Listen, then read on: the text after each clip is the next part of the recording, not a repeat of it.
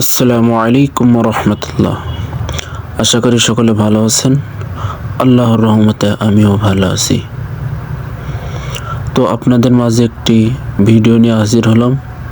অবশ্য আপনারা থাম্বনেল থেকে জেনেছেন যে এটা কিসের ভিডিও।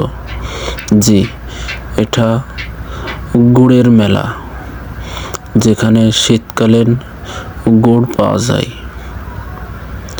এই মেলাটি হচ্ছে চৌগাছা উপজেলার ভিতরে, যশোর জেলা।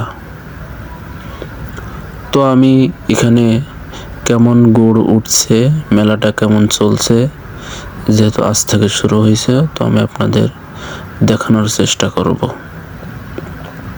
তো ভিডিওটি দেখতে আমাদের সাথেই থাকুন। তো এই যে দেখছেন, বড় করে ব্যানার লাগানো আছে গুড় মেলা।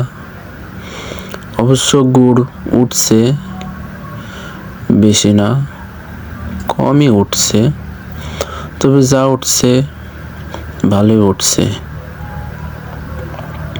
তো আমি ওখানে গিয়েছি শুধু ঘোরার জন্য, আমি গুড় কিনতে যাই নাই, এজন্য আমি একটু ঘোরাঘুরি করছি।